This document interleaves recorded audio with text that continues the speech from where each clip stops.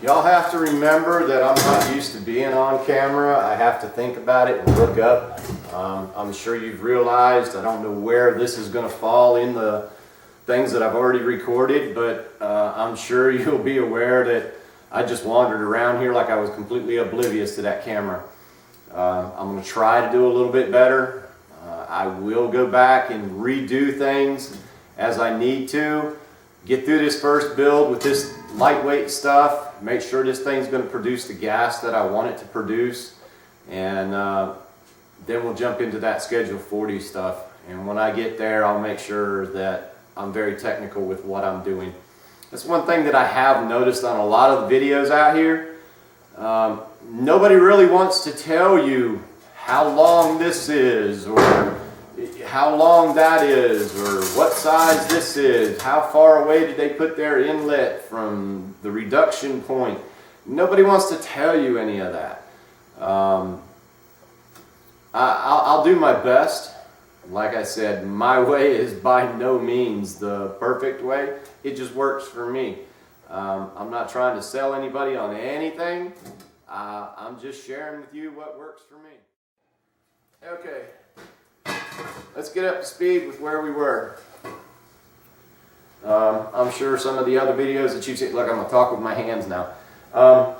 The other videos that you've seen, I'm sure you've seen where I already cut all this stuff. But now that I've done that, I'm going to take the time to explain what I've actually done.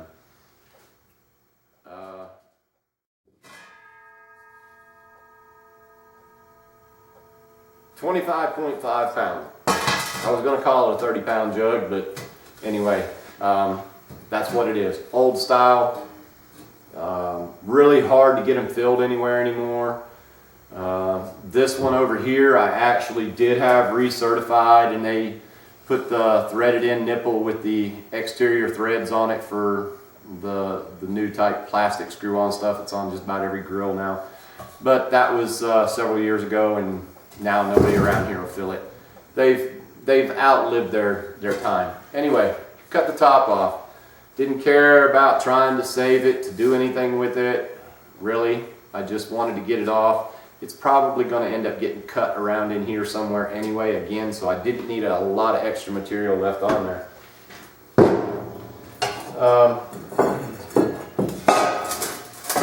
The other end, I basically just cut out the piece that was in there.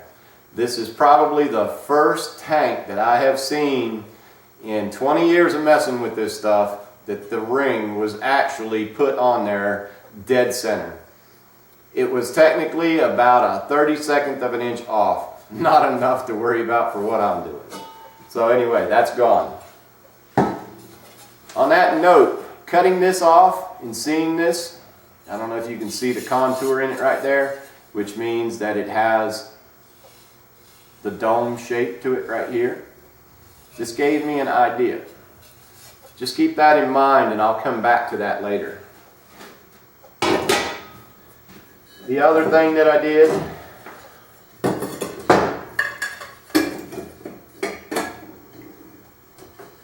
just took this rim, cut it apart into these three pieces. Now, I'm going to show you what that rim is. I don't know if you can see that very well or not. I did, for this reduction zone, for the center of it, this is a piece of 6-inch Schedule 40. I've cut it 4 inches wide.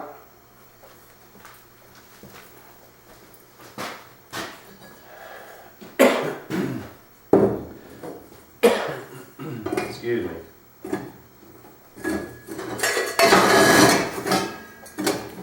Okay, I know you can see that somewhat. The rim sitting there, if you cut it in the middle, you end up with two pieces that look like that. Okay? You're going to have to deal with me in this camera. I'm not used to it. I hope I'll get better in time. Anyway, once you do that, the center will stay on one side. I cut straight up the weld line. Straight up the weld line in the middle right here. And if you look And the valve side of this, if you stay to the opposite side of the valve on that weld line and cut, it will cut perfectly along this edge right here and leave the center disc still intact and attached to this piece here. Now that I've cut this off of here, and we've cut that hole, when you look at the inside of this edge, this flange right here of the rim, the inside flange right there, the lip, which would be the back of the bead seal right here, that is the exact dimension of this circle. How I got that was simply by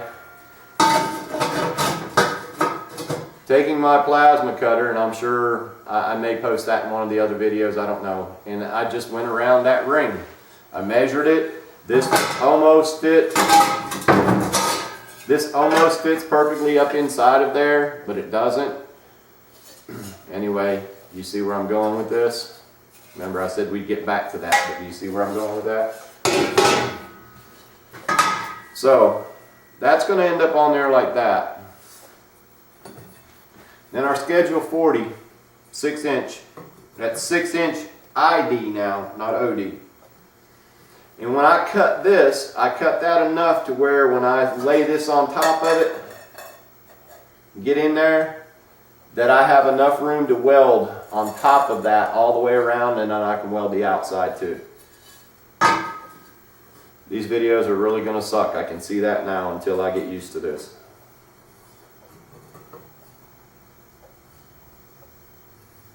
You know what? Nobody else likes them. At least the family can watch them. Alright, so that's basically, I got to clean up that yet.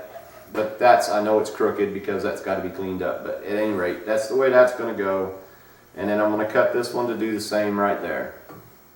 So when you look at all that, that's going to be my reduction zone. Okay? My reduction zone is exactly 8 inches. Okay?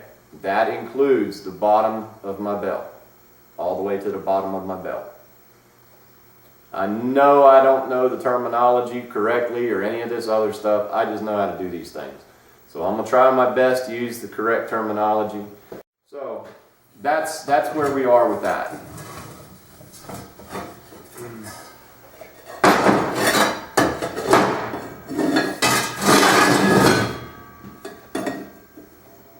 That's going to be the reduction zone. So I'm going to go ahead and get some of this stuff cleaned up, get this stuff tacked in place, and let's see what it looks like.